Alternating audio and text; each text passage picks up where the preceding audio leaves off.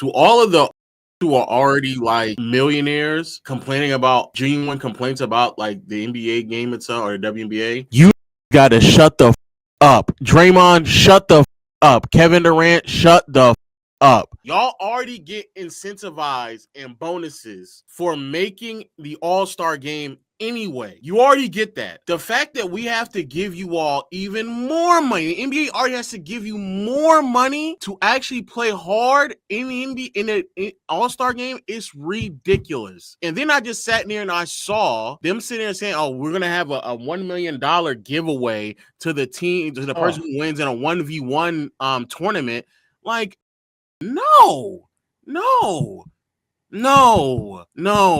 We like this doesn't work in real life, and it certainly don't work here. If you want more people to watch, lower the price of League Pass, especially when League Pass keeps falling in value. If you want people to be more incentivized, put people in the All-Star game who's actually going to do something different. But sitting there talking about, I'm going to give millionaires even more money, even the fact they're already getting more money for being selected into an All-Star game is ridiculous. I'm tired of that. And then for the millionaires to complain about, everybody just, we're complaining because you don't give a.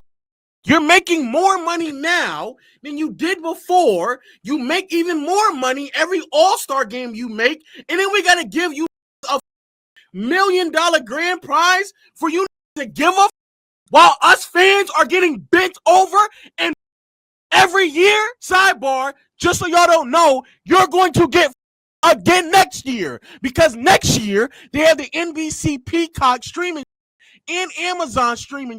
So that's more subscriptions that you have to actually buy to watch this. And one of them, I think it's Peacock, is actually hosting All-Star Weekend. So it's not going to be on cable. You actually have to buy Peacock to watch this. So yes, we're going to complain. Yeah, there's a portion of me that can understand where Kevin Durant is coming from, but there's a big portion of me that doesn't want you to, as the kids say, gaslight me, because there's so much to complain about. God, rest in peace to the TNT crew. And I guess Sunday was just the most fitting farewell ever. They put on their magnum opus right there.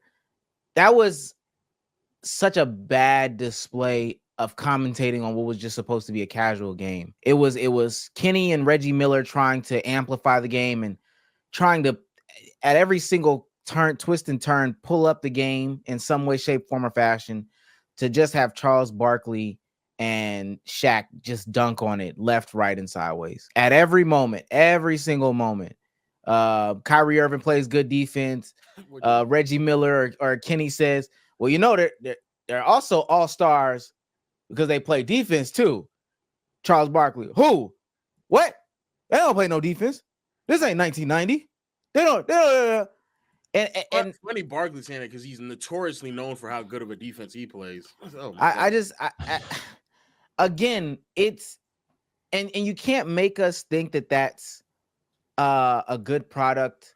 You can't make us think that that's I'm not even talking about the product on the court. I'm talking about the product that's talking about the game. Shouts out to Gil, who kind of peeled back the fourth wall, and we'll probably get into that on Thursday, when he said that, NBC reached out to me. They are not happy about how these people are commentating on the game, so they want me to be in that conversation.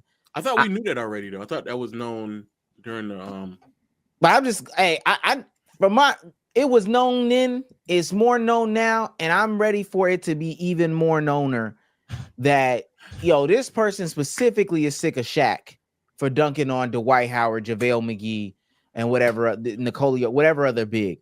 This person is sick of Charles Barkley getting up there, and the running joke is him not knowing players' names and who he played. Who he played for was cool back when I was in middle school. It's actually bad now that I'm an adult with a mature brain that the people that are talking about the game don't even know who these guys play for. That was so bad. And then Draymond Green, because Draymond was horrible. Draymond Green talking about the game being boring, only giving fuel to the fire of these people. I don't know what Draymond's issue is. I wish Bezos was still here. Bezos has this take that Draymond is literally just becoming the old media that he claims that he does not like. Yeah, he's a hypocrite. But giving the fuel to the fire to the Eddie Johnson dude, but saying the game is boring. Thank God there are some people like Oscar Robertson, who I know he got a bad rep for the Steph Curry thing, but at least he steps in and say, and again, that's also bad optics, but I just like to see that somebody stand up for the game to say, well, I guess it's boring to you because all you do is pass the Curry.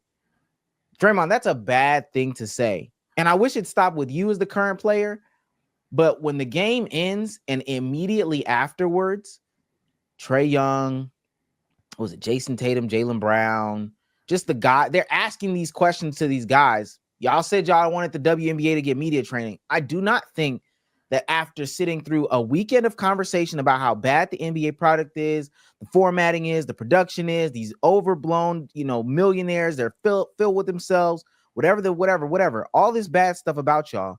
I don't think it's good for y'all fresh in y'all jerseys to get up on that podium and say, yeah, I hated the format. Yeah, the game was chill. All right. The game was, it was cool to be out here with my guys, but I didn't like none of that. That could be your God honest opinion, but please just save it. Just save it. Just save it for a night. Save it till y'all have y'all next conversation. Text in the group chat. Y'all are in the locker rooms without no cameras talking there. Hey, y'all, that shit was garbage, right? Yeah, but when you get out there, at least put on a lie to me. Damn, lie to me before, like my brother said, you bend me over. Don't bend me over and tell me the damn truth that you hate it too, but you got to keep bending me over. And that's what's even worse is that y'all is telling us like there's like and that's why I keep saying to everybody, bro, there's no benefit from a fan point of POV unless you're just a diehard fan. Like you're telling me prices go up, there's more subscriptions, and niggas on the platform keep telling me how bad the fucking game is. So what is the benefit? And I actually think towards the end of the stream, or not in the second part of the game, post the TNT whatever the thing was called, I think Adam Silver, somebody came over and talked to him and like, we gotta cut that out because they were way more positive in the second part of the game. But that first part of the game was terrible. Was unbearable. Specifically, I'm sorry, because we only touched on one Draymond thing. The Rising Stars comment. Oh yeah. I heard about it. I didn't hear this part. He basically said, he said the Rising Stars don't deserve to play with the All-Stars. They haven't earned to play on that Sunday night. Oh, and maybe I'm not even saying, again, just because I can agree or, maybe feel what you're saying just a little bit, doesn't mean that you should be the messenger. Let me, with my little podcast, be the messenger and not you on there. So then if I'm not mistaken, I think that's what Marcel is talking about. That first half. The first half was terrible. Was just them dunking on the young niggas. Yeah, it was just all it was. It was just them just trying this. Mind you, Curry, LeBron, KD, James Harden, all 35 plus. There's so many different things that people can talk about right now. And it was, who is this guy? Why is he out? Who is it? Are we sure he can? Who is he? That was that's bad, bro. I don't even know how else to say that made the watch harder. The formatting and the play, I could probably get past it because I didn't think it was the worst. I personally didn't like the formatting because of the breaks, all that. But it's just so hard to hear your mother nag about you doing the dishes while you're doing the dishes. It's just so hard to hear some of these things. Yeah, this shit is ass. And they're going up. And we want more money to be on TNT. Yeah, which is great, which is ridiculous. Man, it's like to make an equation or analogy, because we're in the 2020s, that's all people understand. It's kind of like if you're selling something, anything, you could be selling a car, you selling a phone, whatever. It's like, imagine the salesman isn't being honest in, not telling you, okay, this iPhone can't do this. Do not throw this in a pool. But he's like, yeah, I ain't gonna lie. That bitch gets a little wet. It's useless. I would get an Android. It's like, are you trying to sell me the product? Or are you trying to turn me off of the product. You're gonna tell me about a car? You're like, yeah, I'm not gonna lie, it can hit 250, but why the fuck would you even want to do that? To be honest, like, I don't like I don't like the backhanded. It's not even backhanded. It's just straight up disrespect to its own product. I don't want things to be puppet stringed and to manufacture now. I think it's always going to be a breath of fresh air when you get someone being themselves out there. But god damn, like as Omar said, you could wait till tomorrow. You could honestly wait till never, because why are you saying this on live television? Never. But you could wait till tomorrow to talk about this shit, or you could wait until there's an extreme example. If you gotta be a Shaq, if you gotta be a Chuck, you could talk about when a player quits on their team. That's when you get your little rant off about, oh yeah, defense is ass. Whoop, whoop. But we don't, especially given that this is something that you're already known for. I understand that this is their last ride, so they probably just don't give a fuck.